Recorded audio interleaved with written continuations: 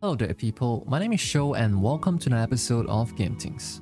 And let's be honest, game releases can't always be sunshine and rainbows. Just like in life, sometimes you win, sometimes you just don't. Almost like playing a gacha of its own, as road towards gacha might be rough, but if you do it enough, the pity will surely come to you one day. Anyways, let's move on to the news today. After Mortal Kombat 11, we'll be getting Mortal Kombat 1 again. Yes, again. To me, it just means that it will only be half as good as Mortal Kombat 11. Definitely base and not a hot take. But do watch the official announcement trailer. I think it looks amazing. Today, a normie like me just found out that Mortal Kombat actually has a lore. So to all you lore chasers out there, this is something that might interest you if you have not catch up with it already. Also, looking at the different editions of the league pricing of the game is enough to hit my daily depression quota or an entire year's worth of depression, whichever is worse.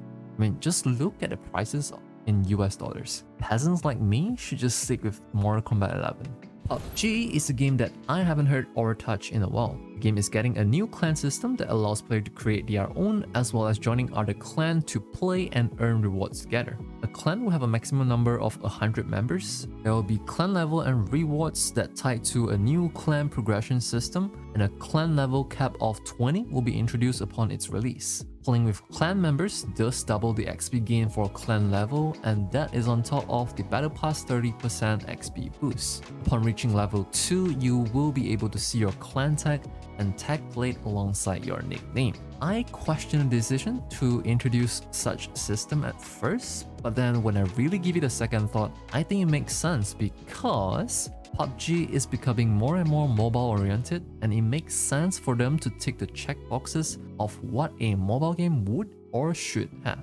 Moving on to the Flash news. This is a game called Mouse, a noir retro first-person shooter where players will be playing as a private detective named John Mulston, heading on to a gun-blazing, action-packed, cartoony adventure. Mouse is currently in development, made possible by an indie developer called Fumi Games based in Poland. No expected release date as of now, but certainly a cool looking game to look out for, in which the game is expected to release on multiple platforms as shown on their developer webpage.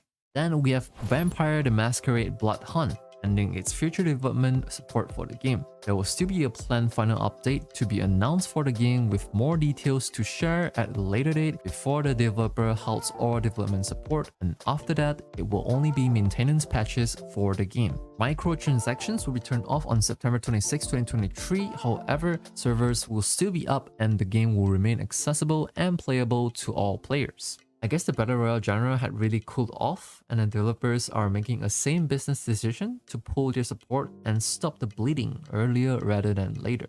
Asus announced its handheld competitor ROG Ally on April 1st this year. Now we know that there will be two variants, with the biggest, if not the only difference, being the chipset. The cheaper variant with the Ryzen Z1 chipset will be retailed at $599 USD, and the Ryzen Z1 Extreme variant will be retailed for $100 more at $699 US dollars. The $699 variant will be available for sale in June 2023, and a cheaper $599 variant will be made available only in Q3 2023. Also, both models include 3 months worth of Xbox Game Pass Ultimate, so there is certainly no lack of games to try out on your newly bought handheld, at least for the first 90 days. My personal take, just get a PC if you haven't have one already. Even a budget one with a little top up is very much worth it if you wish to have, objectively speaking, a better gaming experience. And that is a fact. Remember the Microsoft Activision deal that was blocked off by the Competition and Markets Authority of UK just last month? Well, it seems like the Microsoft Activision deal is not a problem in EU, as the deal gets approval of the European Commission. I've seen arguments from both sides, and honestly speaking, whether it is the lobbying that does the job or a fancy dinner that signed the deal, if there is no good games on the platform, it is a dead platform anyways, regardless of whether they are offering the most value Game Pass or the best cloud gaming service. Sure, they might get away with preventing some of their titles from releasing on other platforms, specifically their direct competitor, but I strongly believe that an IP will only last so long before their loyal fanbase gets fed up by the continuous bad business decisions made by the company itself. And for the rest of the story on how it will turn out, I'm leaving the rest for time to tell in the coming future.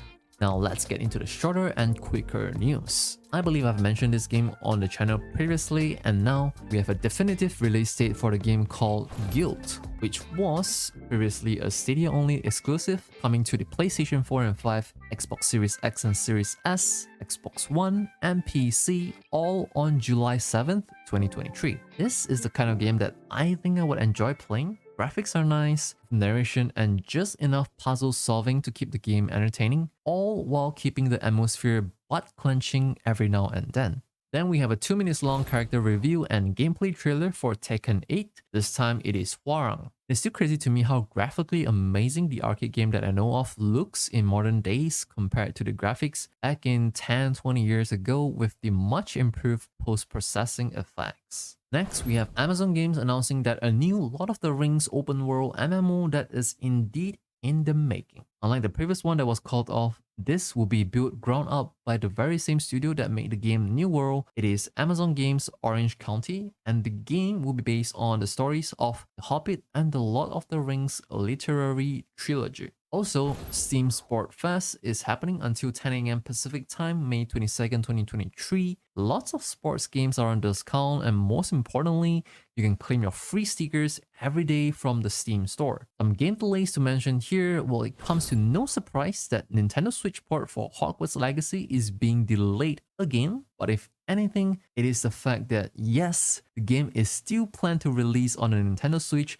towards the end of 2023 on 14th November. Finally, the previously planned release of Amnesia: The Bunker was on May 23rd, 2023, and the game is now further delayed by another 2 weeks, confirmed by the developer Fictional Games, stating that more time is needed to fix the bugs and crashes. The new release date for Amnesia: The Bunker will now be on June 6, 2023. Coming to the game releases of this week, we have Humanity, a puzzle-solving game with a mix of action and platforming that makes it quite a unique game of its own if I'm being honest. It might not be the first that approaches a game in such way, but certainly a first in my book, considering the fact that I don't play as many puzzle games. Here in Humanity, you are playing as a dog, specifically a Shiba Inu, leading a massive crowd through and across the puzzle-filled platforms. This game is released on the PlayStation 4 and 5, PlayStation VR and PlayStation VR 2, as well as PC on 16th of May 2023.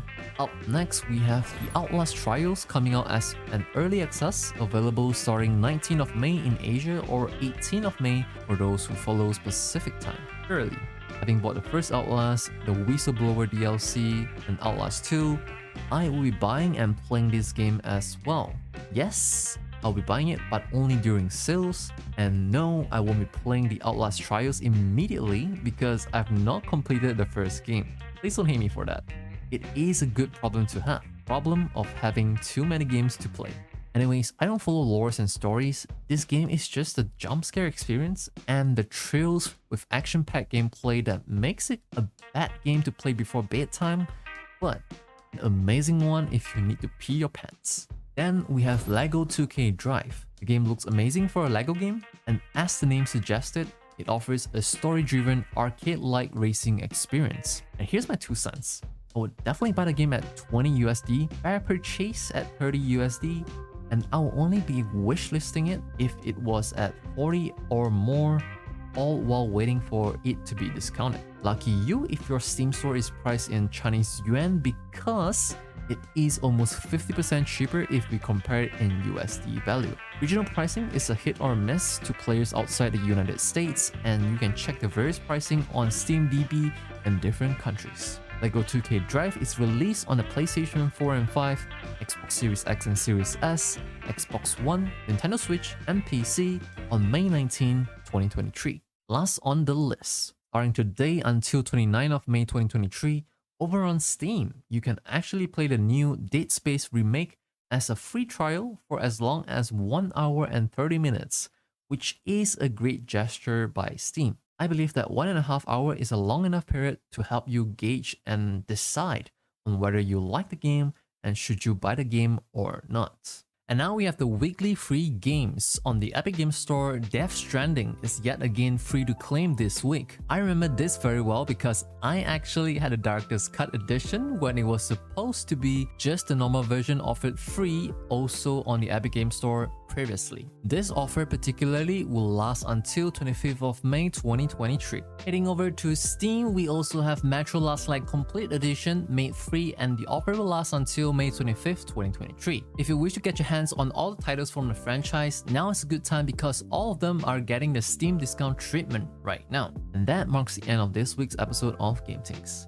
Consider doing the usuals. Like the video if you find it helpful, subscribe, and click on the bell here on YouTube to receive notifications when we release a new video every week.